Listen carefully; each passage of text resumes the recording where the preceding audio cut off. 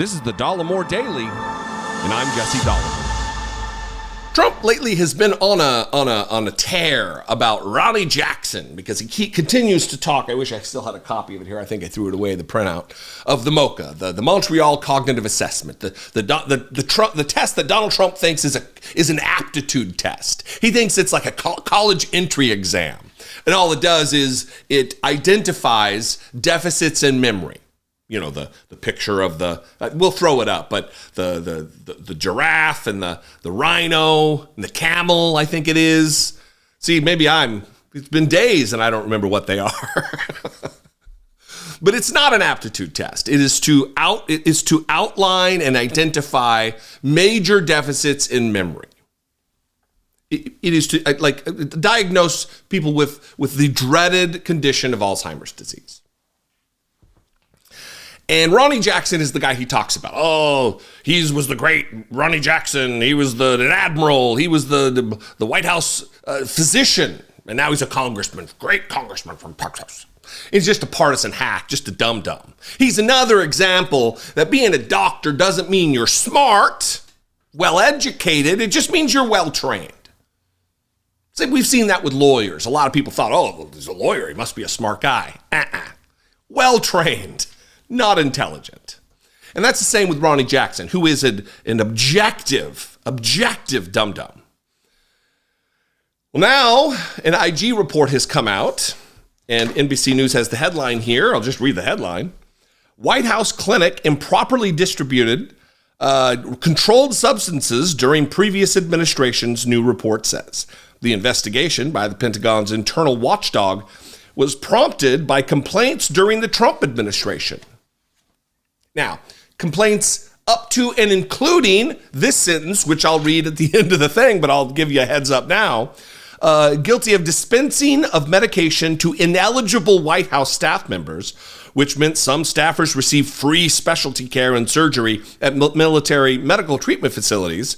And this, the most important and egregious of this, the unit also dispensed medications like Ambien and Provigil, I don't know how to say it, don't take it, without verifying the patient's identity. So this is like a pill mill, uppers and downers at their leisure whenever they want them. You need to go to sleep? Here's an Ambien. Oh, you need to wake up? Here's this other drug. While they rail about the opioid crisis and drug abuse and the immorality of people who are taking drugs, then dispensing them willy-nilly like candy to White House staff. Ronnie Jackson at the helm. And while his name wasn't mentioned in this, it is logical to assume he had a hand in it, I would believe, because of the fact that he is the White House physician. And these accusations have absolutely been leveled against him individually in previous years. Here's the article. The White House Medical Unit had, quote unquote, severe and systemic problems with its pharmacy operations and provided health care to ineligible staffers before the Biden administration, according to a scathing report by the Defense Department's Office of Inspector General. The multi-year investigation was prompted in 2018 by complaints. Remember what 2018 was and who was in office. It was Donald Trump.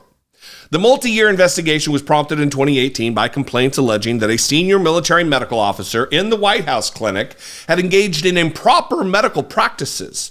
The probe included on-site visits and focused on a 3-year period during the Trump administration, as well as employee interviews dating to 2009. Quote, the White House Medical Unit dispensed prescription medications, including controlled substances, to ineligible White House staff, said the report, which was released this month.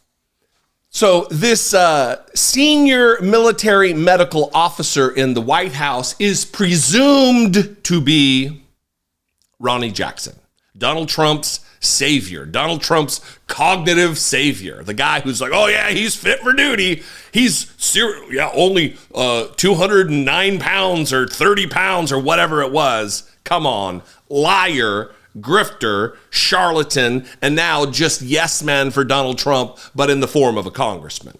The unit also kept records for Schedule II drugs such as fentanyl, hydrocodone, morphine, and oxycodone in the same inventory that housed records for other medications, according to the report, even though federal regulations require them to be kept separate.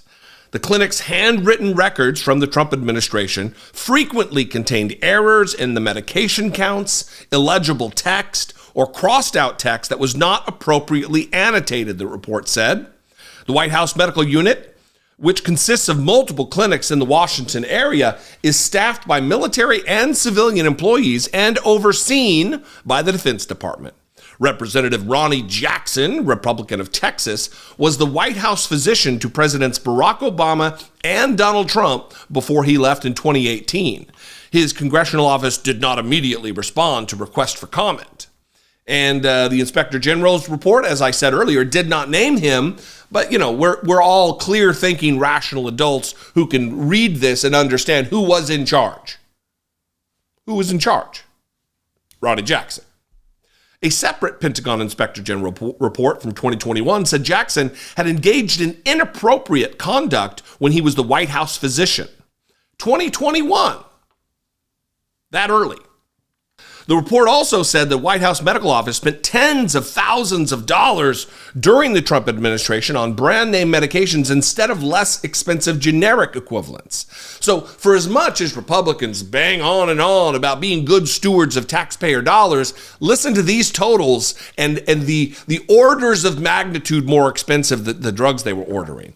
From 2017 to 2019, the unit spent about $46,500 in 2 years, the first 2 years of Donald Trump's presidency, spent almost $50,000 on Ambien, a sleeping medication, which the report said is 174 times more expensive than the generic equivalent. The clinic also spends nearly $100,000 during that first 2 years on Provigil, a stimulant that is 55 times more expensive than the generic equivalent, the report says. So we're talking about $150,000 in uppers and downers that they're just handing out to the staff. Oh, you're too awake? Here's some Ambien. Oh, now you're tired? Here's some uppers to keep you going. Is this what we want in the White House? Is this what Ronnie Jackson, the responsible physician, is doing in Trump's White House? It also detailed, and then we'll finish here, it also detailed the dispensing of medication to ineligible White House staff members, which meant some staffers receive free specialty care and surgery at military medical treatment facilities. The unit also dispensed medications like Ambien and Provigil without verifying the patient's identity, the report said. Part of the report cited interviews with employees who worked with the White House dating to 2019, without specifying when such incidents took place.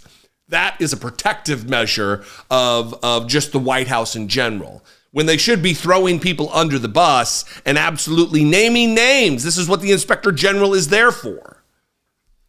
More hypocrisy, more dangerous distribution of drugs in a White House by a guy who we're supposed to trust has Donald Trump's cognition on lock and what his mental state is. Come on. What do you think? I'd love to know. You can call, leave me a brief voicemail, 714-576-4054. Of course, you can email me as always daily at dollemore.com. I'd absolutely love to hear from you. We can mix it up in the comments. That would be fantastic. If you want to help support this work, I would encourage you to look into it if I bring you value. If I'm just a guy you watch on YouTube, you're probably not even here if I'm just a guy you watch on YouTube anymore. But click the join button below. For $2 a month, you can become a channel member. You can hit the super thanks button. Go over to my Patreon page, patreon.com/IDoubtIt podcast. Follow me on social media, blah, blah, blah, all the things. Have a great weekend, and I'll see you next time. Be genuine. Take care of one another.